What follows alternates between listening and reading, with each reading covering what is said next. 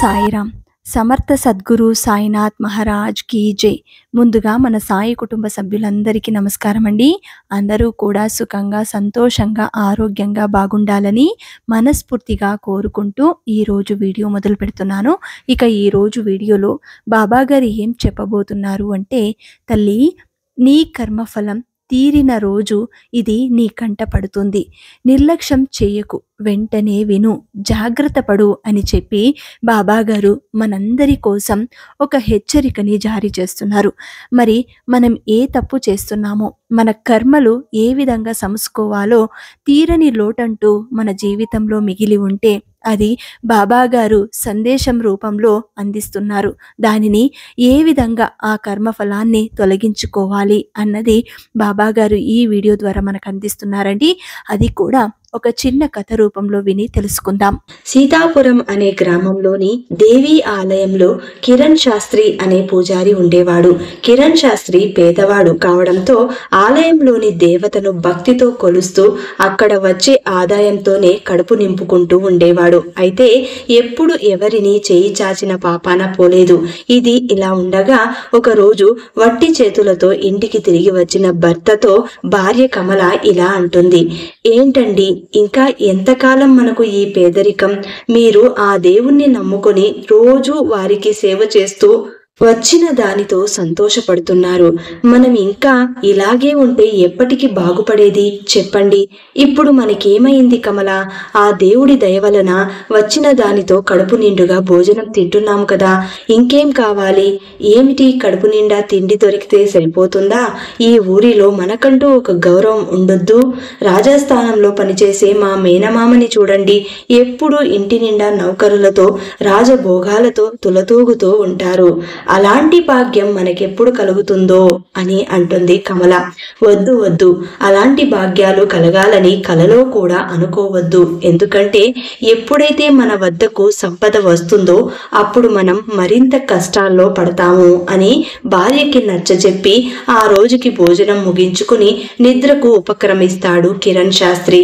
అయితే రోజు తనకు సేవలు చేస్తూ ఎటువంటి కోరికలు కోరుకోకుండా ఉండే కిరణ్ శాస్త్రిని చూసి లక్ష్మీదేవి అతనిపై అనుగ్రహం కలిగి ఆ రోజు రాత్రి కిరణ్ శాస్త్రి కలలో కనబడి ఇలా అంటుంది, నాయనా, నువ్వు రోజు చేసే నిస్వార్థమైన సేవల వలన నాకు నీ పైన అనుగ్రహం కలిగింది. ఇక నుండి నేను నీ వెంటే ఉండి నీకు సకల ఐశ్వర్యాలు కలిగిస్తాను. ఇక ఈ రోజు నుండి నీ కష్టాలన్నీ తీరిపోయినట్టే అని అంటుంది లక్ష్మీదేవి. దాంతో కిరణ్ శాస్త్రి లక్ష్మీదేవికి నమస్కారం చేసుకుని ఇలా అంటాడు, తల్లి, నీకు నాపై దయ కలిగినందుకు సంతోషం, కానీ నన్ను క్షమించమ్మా. ఇంతకాలం నీ కటాక్షం లేని కారణం చేతనే నేను నిశ్చింతగా బ్రతుకుతున్నాను. నాకు ఒకరి గురించి కానీ నా గురించి కానీ బెంగలేదు. ఏదో ఆ గుడిలో దక్కిన దానితో పొట్ట నింపుకుంటూ కాలక్షేపం చేస్తున్నాను. అందుచేత నీకు 1000 నమస్కారాలు తల్లి, నువ్వు నాకు వద్దు. ఆ మాటలకు కోపం వచ్చిన లక్ష్మీదేవి ఇలా అంటుంది, నువ్వు ఒట్టి వెర్రివాడిలా ఉన్నావే. నా అనుగ్రహం కలగాలని ఎంతో మంది ఎన్నో రకాలుగా నన్ను ప్రసన్నం చేసుకోవడానికి ప్రయత్నిస్తున్నారు. అలాంటిది నా అంతట నేను నీ వద్దకు వస్తే నువ్వు నన్ను వద్దు అంటున్నావా? అమ్మా, నీ అనుగ్రహం నాపై కలిగినందుకు చాలా సంతోషం తల్లి, కానీ నాకు జీవితంలో ఇంతకంటే పెద్ద ఆశలు ఏమీ లేవు. కడుపు నిండా తిండి, ప్రశాంతమైనటువంటి జీవితం, ఇవే నేను కోరుకునేది. అందుకే నన్ను మన్నించి తిరిగి వెళ్ళిపోమ్మా. నువ్వు అన్నది బాగున్నది, కానీ నువ్వు పిలిస్తే నేను రాలేదు. నీ కర్మఫలం వల్ల నీకు పట్టిన అదృష్టం, దీనిని నువ్వు వద్దు అనుకున్నా కూడా తప్పించుకోలేవు. కర్మఫలం అనేది మంచిదైనా చెడ్డదైనా ఎవరి కర్మఫలం వారు అనుభవించక తప్పదు. అది నీకు తెలుసు కదా శాస్త్రి. సరే తల్లి, మీరు చెప్పినట్టుగా కష్టం కానీ సుఖం కానీ ఏదైనా సరే శాశ్వతం కాదని నాకు తెలుసు. కాబట్టి నాదొక చిన్న విన్నపం. అసలు నువ్వు నాతో ఎంతకాలం ఉంటావు? నన్ను ఎప్పుడు వదిలి వెళ్ళిపోతావు? అది కాస్త చెప్పి వెళ్ళు తల్లి. దాంతో కిరణ్ శాస్త్రి అడిగిన ప్రశ్నకు లక్ష్మీదేవి ఇలా ఉత్తరమిస్తుంది. సరే, నేను నిన్ను వదిలి వెళ్ళేటప్పుడు చెప్పే వెళతానులే. అయితే ఒకటి గుర్తు పెట్టుకో, ఎప్పుడైతే మీ ఇంట్లో దీపారాధన జరగదో ఆ రోజే నేను నీ ఇంటి నుండి వెళ్ళిపోతాను అన్న చిహ్నంగా భావించు అంటూ లక్ష్మీదేవి అతనికి కొన్ని గుర్తులు చెప్పి మాయమైపోతుంది. దాంతో నిద్రలో నుండి ఉలిక్కిపడి లేచిన కిరణ్ శాస్త్రి తనలో తాను ఏదో ఆలోచించుకుని యథావిధిగా ఆలయానికి చేరుకుంటాడు. అయితే ఆ ఆలయానికి జగపతి అనే ఒక కోటీశ్వరుడు వచ్చి కిరణ్ శాస్త్రికి నమస్కరించి ఇలా అంటాడు. నేను పక్క ఊరి నుండి వస్తున్న జమీందారు బాబు. నా పేరు జగపతి. మీ ఆలయంలోనే ఉన్న దేవి గురించి, మహిమల గురించి ఆ నోట ఈ నోట తెలుసుకుని వచ్చాను.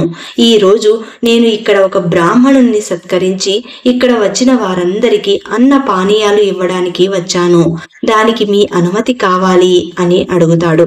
అయ్యా, 10 మందికి అన్నం పెడతాను అన్న మీ మంచి మనసుతో మీరు వచ్చారు. దాంతో మీకు కావలసింది దేవి అనుగ్రహం అంతే కాని నాలాంటి ఒక పూజారి అనుమతి కాదు అని అంటాడు కిరణ్ శాస్త్రి. దాంతో ఆ కోటీశ్వరుడు కిరణ్ శాస్త్రి వద్దు వద్దు అంటున్నా కూడా పట్టుబట్టలు పెట్టి అతని మెడలో పూలమాలలు వేసి కడుపు నిండా భోజనం పెడతాడు. అలాగే అక్కడికి వచ్చిన వారందరికీ కూడా భోజనం పెడతాడు. భోజనాలు ముగించిన తర్వాత జగపతి వెళుతూ వెళుతూ తన దగ్గర ఉన్న కొంత సొమ్మును కిరణ్ శాస్త్రికి ఇస్తూ ఇలా అంటాడు.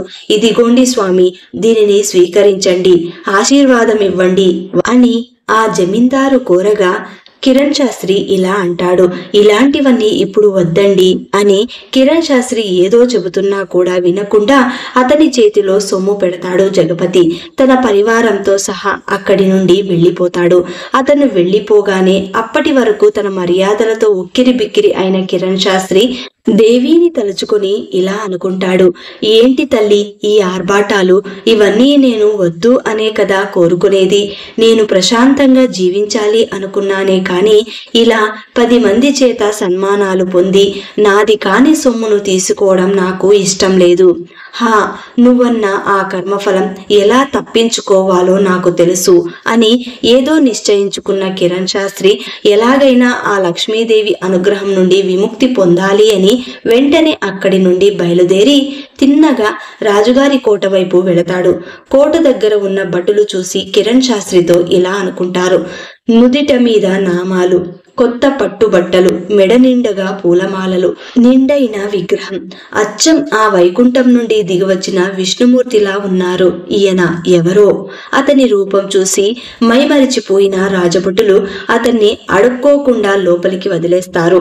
అలా ఎవరి అడ్డంకులు లేకుండా కిరణ్ శాస్త్రి తిన్నగా రాజమందిరంలోనికి వెళ్ళిపోతాడు. అక్కడ ఒక మంచం మీద రాణిగారు, ఇంకొంచెం దూరంలో అవతల మంచం మీద రాజుగారు పడుకొని ఉంటారు. అప్పుడు కిరణ్ శాస్త్రి రాణిని మంచం మీద నుండి చెయ్యి పట్టుకొని కిందికి లాగుతాడు. అది చూసి ఉలిక్కిపడి లేచిన మహారాజు ఇలా అంటాడు. ఏయ్, ఎవరు నువ్వు? ఎందుకు మహారాణి గారిని అలా లాగావు? అసలు నువ్వు లోపలికి ఎలా వచ్చావు? ఎవరక్కడ? త్వరగా రండి, ఇతన్ని బంధించండి అని అరుస్తాడు. ఇంతలో మెలకువ వచ్చిన మహారాణి కెవ్వున అరుస్తుంది.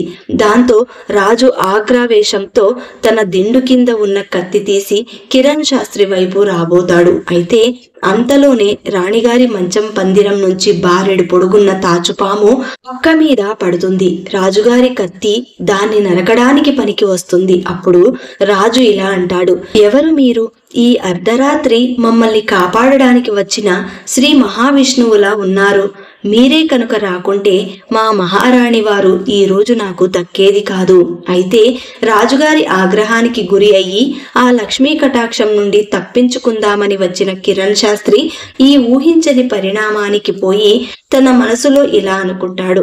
నేను ఈ రాణిగారికి గాయపరిచి చెడు చేయడం ద్వారా ఈ రాజుగారి ఆగ్రహానికి గురి అయ్యి నా కర్మఫలం తప్పిద్దామని వస్తే ఇలా జరిగిందేంటి?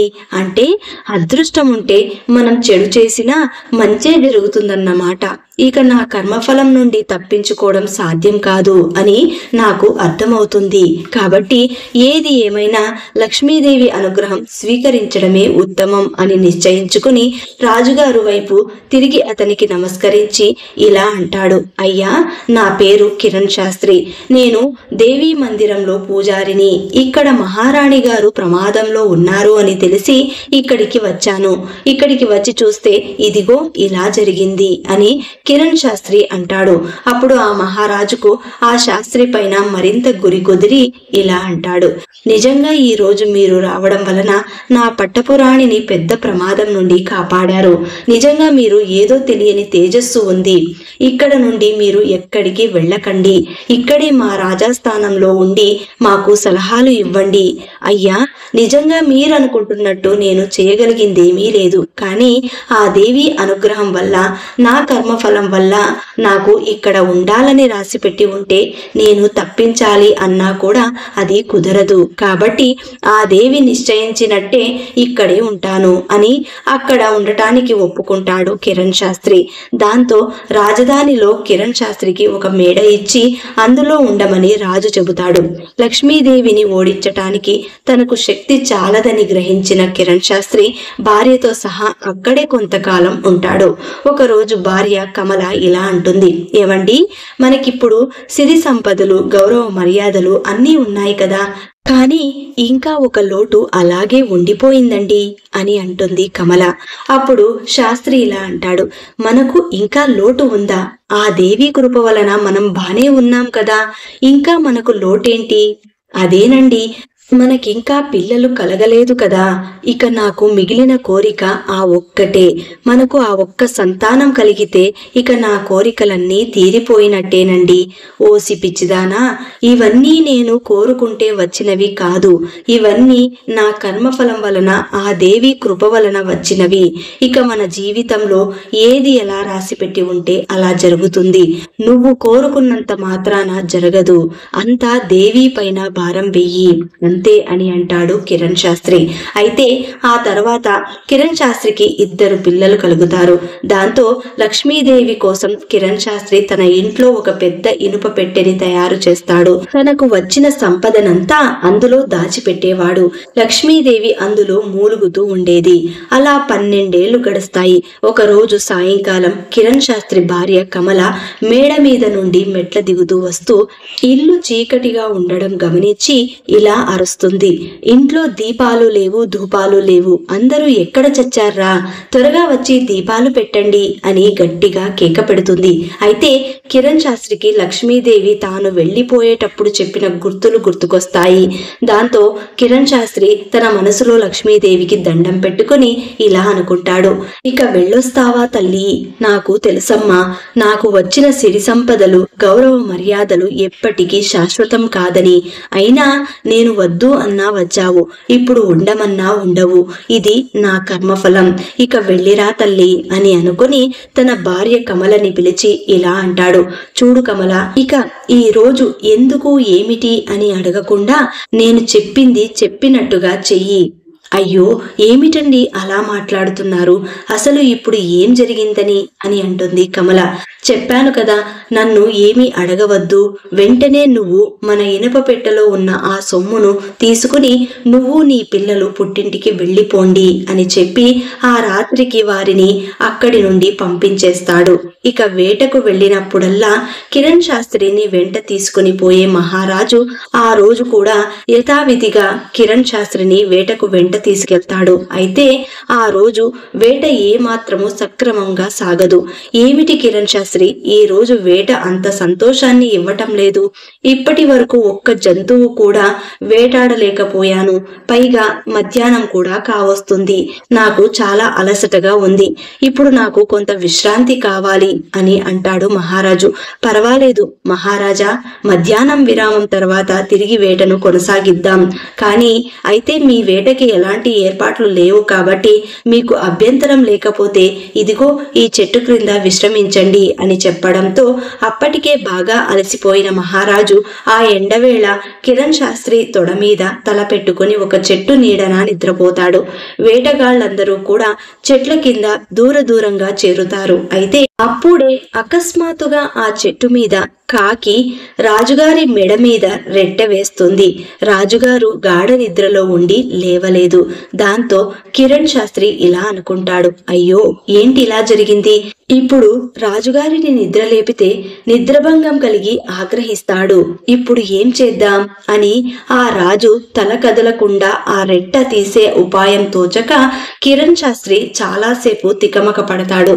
అంతలో కిరణ్ శాస్త్రికి రాజుగారి బొడ్డలో ఉన్న చిన్న బాకు కనిపిస్తుంది. కిరణ్ శాస్త్రి ఆ బాకును ఊర నుంచి తీసి దాంతో రాజుగారి మెడ మీద ఉన్న రెట్ట తీసేయబోతాడు. అంతలో రాజుగారు కళ్ళు తెరిచి చూసి తన మెడ మీదకు వస్తున్న బాకును చూసి, రాజద్రోహి, ఎంతటి ద్రోహానికి తలపెట్టావు, నా ప్రాణాలనే తీయడానికి సాహసిస్తావా అని కేకలు పెడుతూ లేచి కూర్చుంటాడు. దాంతో రాజభటులు అక్కడికి పరిగెత్తుకుంటూ వస్తారు.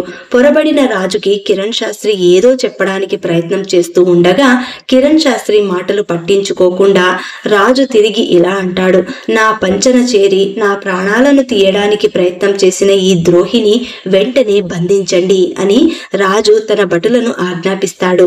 వారు కిరణ్ శాస్త్రి పెడరెక్కలు విరిచి కట్టి నగరానికి తీసుకెళ్తారు. మరుసటి రోజు విచారణ సందర్భంగా రాజుగారు నిండు సభలో కిరణ్ శాస్త్రి మీద నేరారోపణ చేసి కిరణ్ శాస్త్రిని ఇలా అడుగుతాడు, ఏం కిరణ్ శాస్త్రి, ఇప్పటికైనా నువ్వు చెప్పుకునేదేమైనా ఉందా?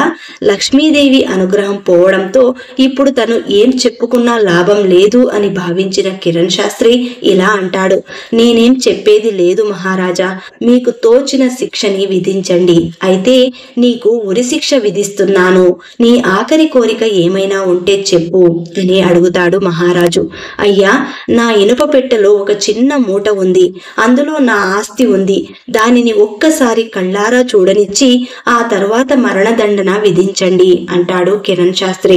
వెంటనే రాజభటులు వెళ్లి ఆ పెట్టెను తెరిచి చూస్తే అంతా ఖాళీగా ఉంటుంది. అందులో ఉన్న ఒక చిన్న మూటను తెచ్చి రాజసభలో తెరుస్తారు. ఆ మూటలో ఒక పాత పంచ, ఒక చెంబు మాత్రమే ఉంటాయి. అది చూసి ఆశ్చర్యపోయిన మహారాజు ఇలా అడుగుతాడు, ఏమిటి ఇవా నీ ఆస్తి? అవును మహారాజా, వాటిని నమ్ముకున్నంత కాలం నేను ఏ కష్టము ఎరుగను. అంతలో నాకు లక్ష్మీ కటాక్షం సంప్రాప్తమయ్యింది. అయితే అది శాశ్వతం కాదని, ఈ స్థితి ఎప్పటికైనా వస్తుందని వాటిని భద్రంగా దాచి ఉంచాను అని జరిగిందంతా వివరంగా చెబుతాడు. అలా కిరణ్ శాస్త్రి చెప్పగా దాంతో అసలు సంగతి తెలుసుకున్న మహారాజు కిరణ్ శాస్త్రికి ఆ మూట ఇచ్చి వదిలిపెడతాడు. కిరణ్ శాస్త్రి దేవీ ఆలయానికి తిరిగి వెళ్లి పూజలు చేస్తూ ఎంతో సుఖంగా జీవిస్తాడు. ఈ కథ విన్న తర్వాత బాబాగారి ఆంతర్యం మనందరికీ అర్థమైందనుకుంటాను.